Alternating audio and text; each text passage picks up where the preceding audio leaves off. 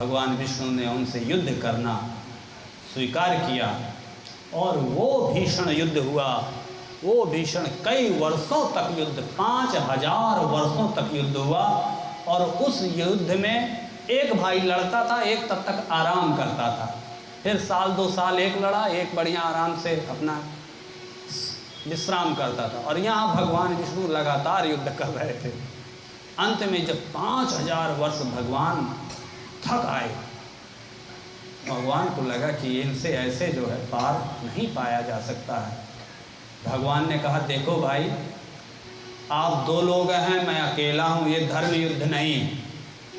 आप लोग तो बारी बारी से आराम सुता लेते हैं और मैं अकेला लड़ रहा हूँ, तो कुछ देर के लिए मुझे भी विश्राम चाहिए कि नहीं? बोले, आराम कर लो, जब इच्छा हो तब लड़ना। भगवान ने सोचा चलो थोड़ा मौका मिला, और ऐसा कर कर भगवान युद्ध से विरत होकर थोड़ा बैठ के उन्होंने जब ध्यान लगाया तो सारा उनका जो उन्होंने तपस्या की थी, माँ से जो इच्छा मृत्यु प्राप्त किए थे, सारा उनको भान हो गया। भगवान ने सोचा मैं व्यर्थ ही मैंने 5000 वर्ष बर्बाद कर दिए इनको जीतना, तो जब वो कोई अपने मरने की इच्छा कैसे करेगा? उन्होंने माँ भगवती की फिर शरण ग्रहण की। भगवान विष्णु ने माँ की प्रार्थना की। ओम विद्युत दाम शम प्रभाम मृगपति स्कंधस्थितां भीषणां कन्यावी करवाल केट विलसद्धस्ताभिरासेवितां हस्तैश्चक्र गदा शिखेट विशिखां चापम गुणम तर्जनी बिभ्राणामनलात्मिकां शशिधरां दुर्गां त्रिनेत्रां भजे।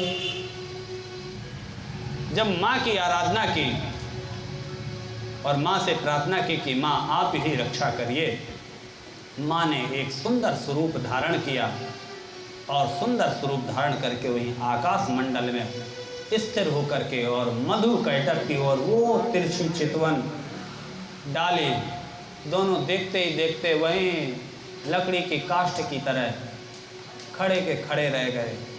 भूल गए कि हमें युद्ध करने के लिए हम यहाँ आए थे।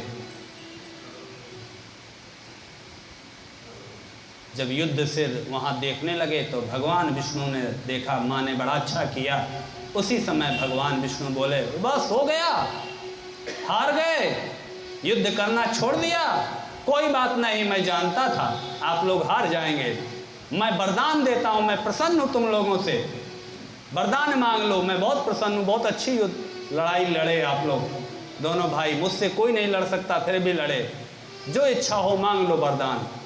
पर राक्षस तो घमंडी होते हैं, झटका लगा है, वरदान मांग लो, तुम भला हमें क्या वरदान दोगे? हम हारे थोड़ी हैं, तुम ही हमसे वरदान मांग लो। भिखारी और दाता से कह रहा है कि वरदान मांग लो, हम यहाँ के वो हैं, तुम ही हमसे वरदान मांग लो। माँ ने उनकी ऐसी बुद्धि भ्रमित की कि वो कह दिए कि हम ही से तुम वरदान मांगो।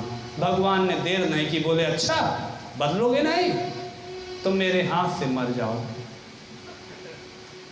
अब दोनों भाई एक दूसरे को देखने लगे, अच्छा ठगा। अब मना भी, उस समय के राक्षस भी होते थे तो धर्म का पालन करते थे, ऐसा नहीं था, अनर्थ करते थे, गलत करते थे, पर बहुत सारी चीज अपनी बातों में टिके रहते थे। अब सबसे बड़ी समस्या ये बातों पे ना टिके रहने की। हमारे जो राजनीति में आजकल नेताजी लोग हैं, जो जितनी बातें बना सके, गोल मोल अब पलट सके, बदल सके, रातों रात दिन में रात भर में 4 पार्टी बदल सके, वही असली नेता है। और जो अगर एक ही पार्टी में टिका है तो प्रोग्रेस भी नहीं कर पाएगा और अच्छा नेता भी नहीं माना जाएगा। तो पहले के राक्षस भी, अब समझिए, अब हम अपने मुंह से कहना ठीक नहीं लग रहा कि कौन किससे भी खराब है, राक्षस भी अपनी बात से जल्दी बदलते नहीं। उन्होंने कहा ठीक है, तब अब वरदान तो कह ही दिए मांग लो, तुमने मांग लिया तो ठीक है, मर जाएंगे आपके हाथ से। पर ये बताओ, हम पानी में नहीं मरेंगे, पृथ्वी में मारो, किसी और जमीन पे, सूखी जमीन पे, पानी नहीं होना चाहिए, क्योंकि उस समय सब पानी ही पानी था। बोले अब तो भगवान ने कहा अच्छा ये भी एक विडंबना आ गई।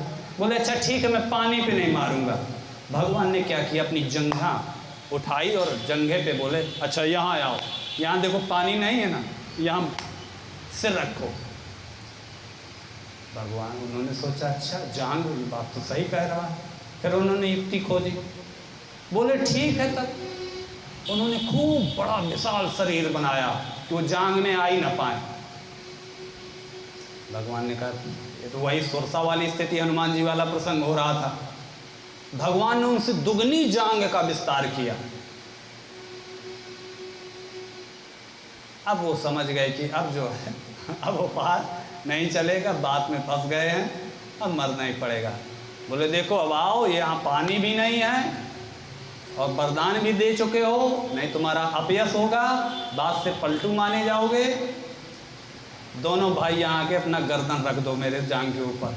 बेचारे दोनों आए, बेचारे कहना ठीक नहीं है, राक्षस थे तो बड़े दुष्ट थे, आपस में ब्रह्मा जी को बेचारे दौड़ाए थे। ब्रह्मा जी बेचारे थे। सिर रखा, भगवान ने सुदर्शन चक्र को आज्ञा दी और उन्होंने धड़ से जो है दोनों का सिर काट दिया। इस तरह से उन दोनों राक्षसों का वध हुआ। उन राक्षसों के वध से उनके शरीर से इतनी चर्बी निकली, इतनी चर्बी निकली, और चर्बी जैसे पानी में तेल डालिए तो तेल ऊपर रह जाता है ना, तो पूरे समुद्र में वो चर्बी चर्बी फैल गई। चर्बी को ही कहते हैं मेद, बहुत मेद। और उसी मेद को इकट्ठा करके ब्रह्मा जी ने पृथ्वी का निर्माण किया। इसलिए इस पृथ्वी का नाम मेदिनी है। क्या नाम है इसका? मेदिनी। पृथ्वी का एक नाम मेदिनी है। ये मधुकैटभ की चर्बी से बनी हुई है ये पृथ्वी, जिस पर हम लोग बैठे हैं। इसलिए मृत्तिका भक्षण अशुद्ध माना जाता है। मिट्टी खाना बहुत महिलाएं खाती हैं, गर्भावस्था के दौरान बालक भी खाते हैं, पर मिट्टी खाना नहीं चाहिए, अशुभ होता है, ये चर्बी है। ऐसा श्रीमद् देवी भागवत महापुराण में शौनकादि ऋषियों से सूत जी महाराज बता रहे हैं।